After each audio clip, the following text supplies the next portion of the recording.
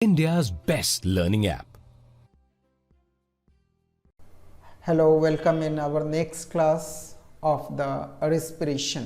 ये life process 1 का हम लोग नेक्स्ट चैप्टर पे चल रहे हैं. नेक्स्ट सब चैप्टर के ये नेक्स्ट सब chapter that is the respiration, जिसकी की चर्चा हम लोग अभी करेंगे एक एक करके. न्यूट्रिशन में हम लोगों ने जाना था कि किस तरह से फूड का कंपोनेंट्स बनता है, किस तरह से उसका डाइजेशन होता है, और उसके बाद जो हमारा नेक्स्ट टर्म था डाइजेशन तक हम लोग समझ गए थे. एसिमिलेशन टर्म पे चलते हैं. तो एसिमिलेशन का अर्थ था using the food component for the body activities. तो इस फूड कंपोनेंट का बॉडी एक्टिविटीज में जब हम लोग चर्चा करेंगे तो यहाँ पे जो हमारा टर्म होगा वो है oxidation of the food molecules.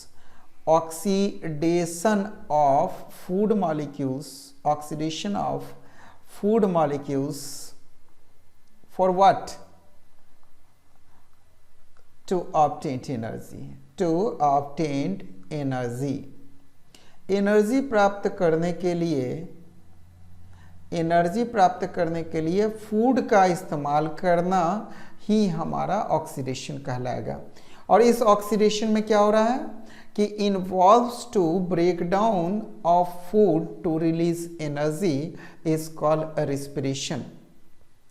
तो बच्चों यहाँ रिस्पिरेशन का डेफिनेशन हम लोगों ने समझा कि रिस्पिरेशन क्या है कि ब्रेक मतलब completely break down of the food molecules. यानी यहाँ ब्रेक डाउन को अगर हम थोड़ी देर के लिए इग्नोर भी कर दें तो हम क्या कहेंगे कि it is the oxidation of the food molecules. यानी किसका? तो कार्बोहाइड्रेट. यानी किसका? तो ग्लूकोज का ऑक्सीडेशन. यानी C6H12O6 ये ग्लूकोज हो गया, प्लस O2 ये क्या देगा? CO2 प्लस H2O, और इसके साथ कितना रिलीज होगा? 38 ATP. तो ये हमारा हो गया क्या? तो ये रिस्पिरेशन की प्रक्रिया हो गई. ये क्या हो गया?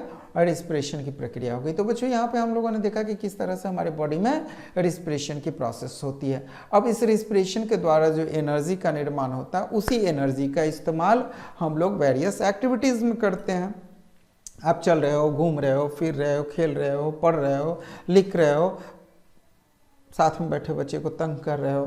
तो इन सब कार्यों के लिए जो एनर्जी की आवश्यकता होगी, यह एनर्जी कहाँ से आती है? तो यह एनर्जी आपके बॉडी में आता है रिस्पिरेशन के ज़रिए. और ये रिस्पिरेशन में क्या होता है? जो आप खाना खाते हो, जो आप ग्लूकोज यूज़ करते हो, जो आप कार्बोहाइड्रेट यूज़ करते हो, उस कार्बोहाइड्रेट के फर्दर ऑन ब्रेकिंग डाउन से आपके बॉडी को एनर्जी की ऑब्टेंट होती है, एनर्जी का प्राप्ति होता है, और उसी एनर्जी से हम लोग काम करते हैं. तो बच्चों यहाँ पे हम लोग बात करेंगे कि रिस्पिरेशन. तो रिस्पिरेशन को हम कई स्टेप में बांट सकते हैं. तो सबसे पहला स्टेप क्या होगा सो समझ लीजिए. हम लोग यहाँ से थोड़ी सी चर्चा को आगे बढ़ाएंगे और कहेंगे क्या कि रिस्पिरेशन को कैसे बांटेंगे. सो देखिए, तो रिस्पिरेशन का मतलब क्या हो गया? तो ये कई स्टेप में हो जाएगा. रिस्पिरेशन में पहला हो जाएगा हमारा ब्रीथिंग.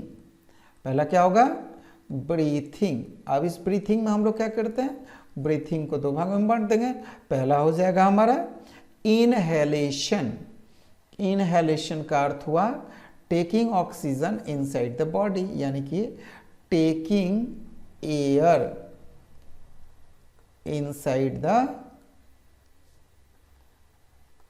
बॉडी. और दूसरा हो जाएगा एक्सहेलेशन. एक्सहेलेशन इसका मतलब हो गया रिलीजिंग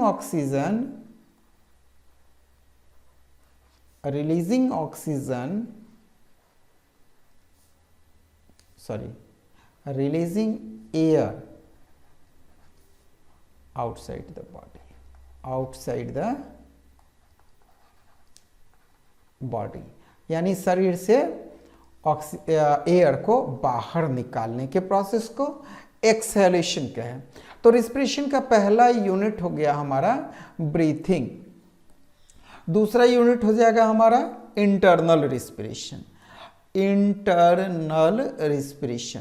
अब इस इंटरनल रिस्पिरेशन को हम दो भागों में बांट देंगे। पहला हो जाएगा हमारा ग्लाइकोलाइसिस। अब देखो बच्चों, ग्लाइकोलाइसिस में क्या होगा कि जो ग्लूकोज आपके सेल में मौजूद है, यानी कहाँ मौजूद है, साइटोप्लाज्म में, तो cytoplasmic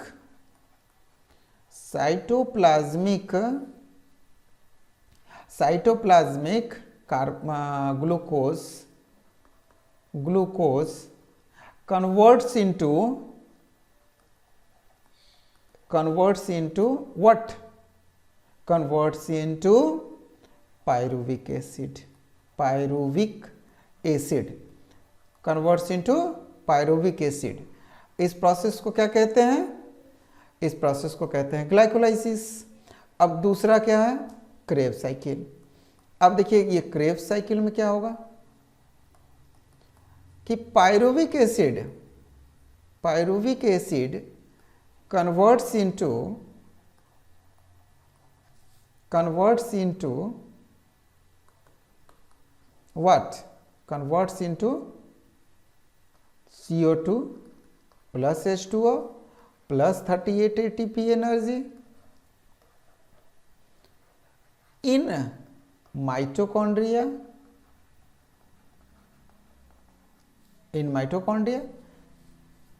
in presence of oxygen, with oxygen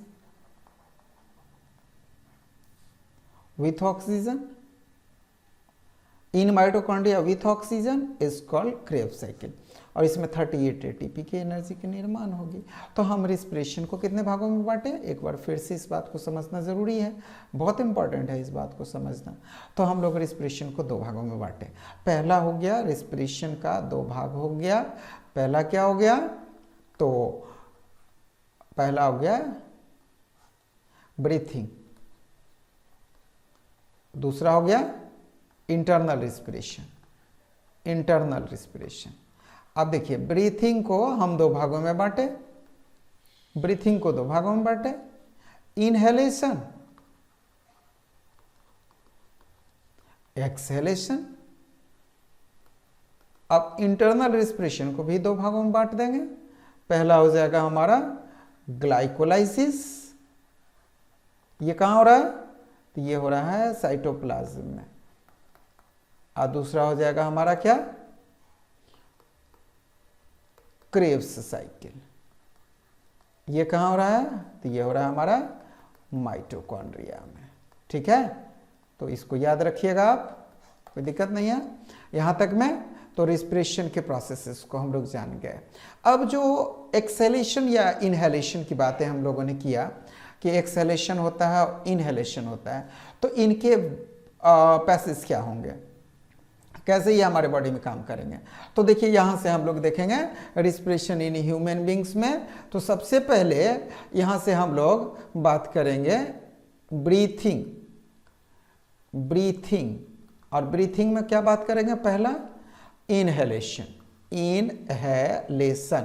अब इनहेलेशन को लेके चलिए, यानी taking oxygen inside the body. इसमें क्या होगा? Oxygen rich air from environment, मतलब वातावरण से ऑक्सीजन को आप खींच रहे हो। ऐसे सांस लिए तो ऑक्सीजन को खींच रहे हैं। इसमें क्या हो रहा है? तो oxygen riched air from environment enter in your nasal cavity, यानी नॉस्ट्रिल, नाक के अंदर जा रहा है। तो पहला क्या हुआ? इन्वायरमेंट से नाक के अंदर, यानी नेजल कैविटी।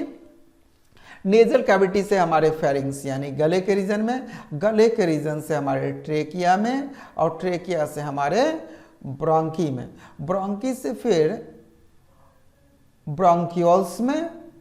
ठीक है, कहाँ पहुंच गए? यहाँ देखिए ब्रोंकियोल्स में, ब्रोंकियोल्स से अल्वियोली में, और अल्वियोली से आगे जो एक्सचेंज का प्रोसेस होगा इसको हम लोग बाद में देखेंगे। चलिए यहाँ तक पहले देख लिए। क्या? Oxygen reach air from the environment to the nasal cavity, to the pharynx as well as to the trachea, then bronchi, then bronchioles and finally in alveoli। आइए इसकी चर्चा हम लोग यहाँ कर लेते हैं। कैसे? तो सबसे पहले जो आपका इन्वायरमेंटल एयर है वो आपके नेजल कैविटी में आया। तो चलिए ये नेजल कैविटी हो गया, नेजल कैविटी से ये चला गया फेरिंग्स में, तो यही एरिया हमारा फेरिंग्स का हो गया। अब यहाँ से ये हमारा हो गया ट्रेकिया, ठीक है। और ट्रेकिया से आगे बढ़ते हैं, ये हो गया हमारा क्या, तो ब्रोंक्यूल्स। ये देखिए दो भागों में बांट दिए इसको, तो ये हो गया हमारा ब्रोंक्यूल्स। और ये आगे चल करके कहाँ चला गया, तो हमारे लंग्स के अंदर चला गया। तो ये देखिए ये लंग्स हो गया, और इधर भी एक लंग्स हो गया, ठीक है। तो ये लंग्स हो गया, तो इस हिस्से में चला गया। अब इसके अंदर यह किस में कन्वर्ट हो गया, ब्रोंक्यूल्स, अल्वियोलिस में। तो ये हमारा पहला अल्वियोली, ये दूसरा अल्वियोली, और फिर ये तीसरा अल्वियोलिस। इस तरह से ये कई सारे अल्वियोलिस की रचना करते हैं, और इस हिस्से से ये जुड़ गए।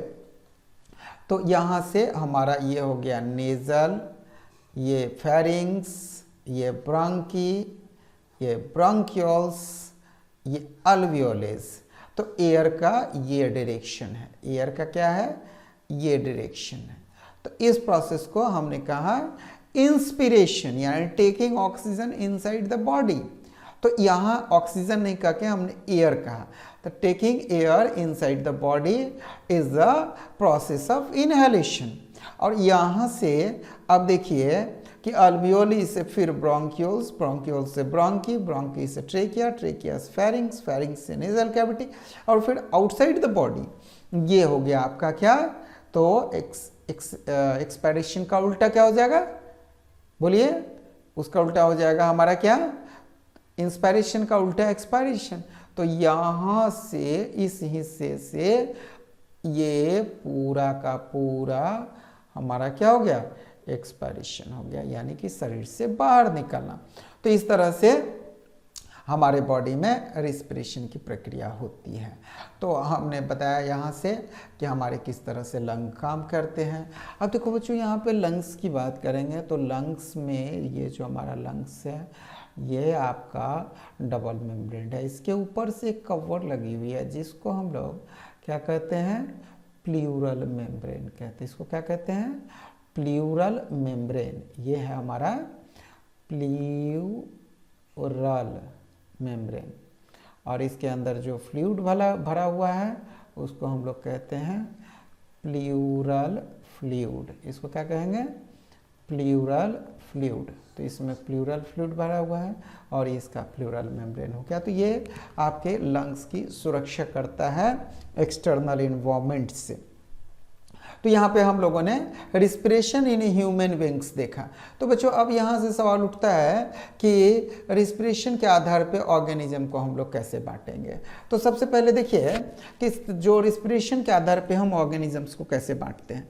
तो सबसे पहला होता है हमारा पल्मोनरी रिस्पिरेशन। तो पल्मोनरी रिस्पिरेशन का मतलब क्या हो गया, पल्मोनरी रिस्पिरेशन, यानी पल्मोनरी रिस्पिरेशन का मतलब हो गया respiration through the lungs, through the lungs.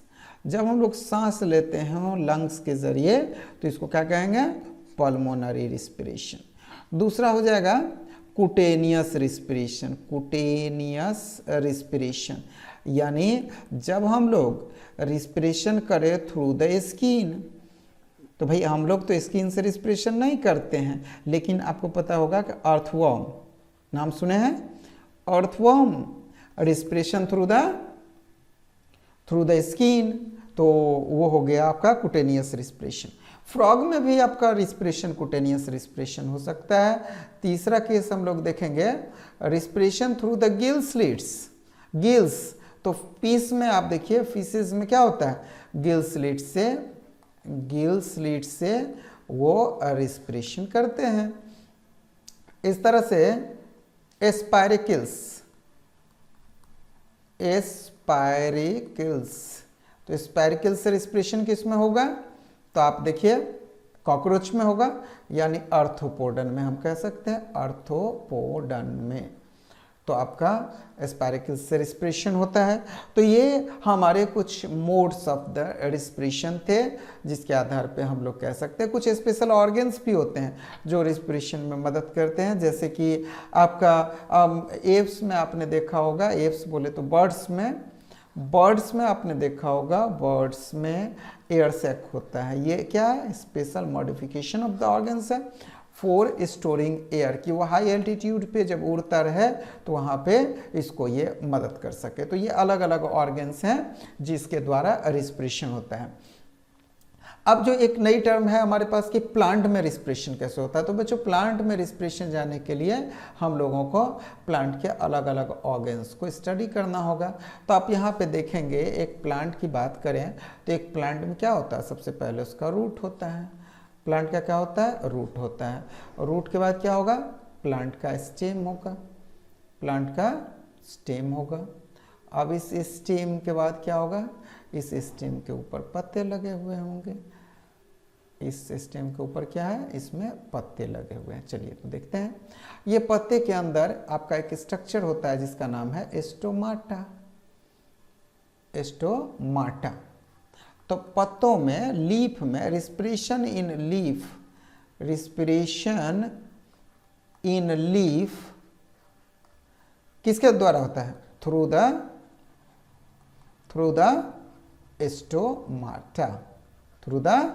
Stomata. लेकिन अगर बात करें हम रूट्स की, तो रूट्स में रिस्पिरेशन किसके द्वारा होगा?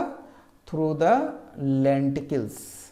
तो लेंटिकल्स क्या है? It is the teeny aperture, teeny pores present at the wall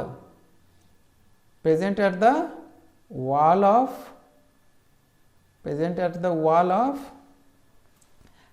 stem, that is called lenticles। और इस लेंटिकल के जरिए रिस्पिरेशन होता है। और रूट में रिस्पिरेशन होता है रूट हेयर के जरिए। किसके द्वारा होता है? रूट हेयर के जरिए। तो हम लोगों ने ये देखा कि प्लांट में अलग अलग रिस्पिरेटरी ऑर्गन्स हैं। एक क्वेश्चन आता है बच्चों कि ड्यूरिंग द रेनी डेज हमारे प्लांट मर क्यों जाते हैं, सूख क्यों जाता है? तो बच्चों, यह ध्यान रखने लायक बात है कि आपके इस मिट्टी के पास में, इस पानी, इस जमीन के नीचे जो है मिट्टी के बीच में कुछ एयर फंसे हुए होते हैं, और ये एयर हमारे पौधे के रिस्पिरेशन के काम में आते हैं।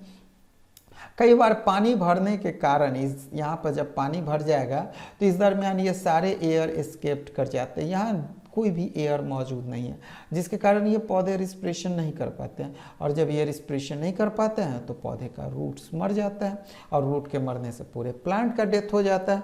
तो इस तरह से हम लोग कह सकते हैं कि हमारे पौधे में रिस्पिरेशन के लिए रूट्स के पास एयर की मौजूदगी अनिवार्य है।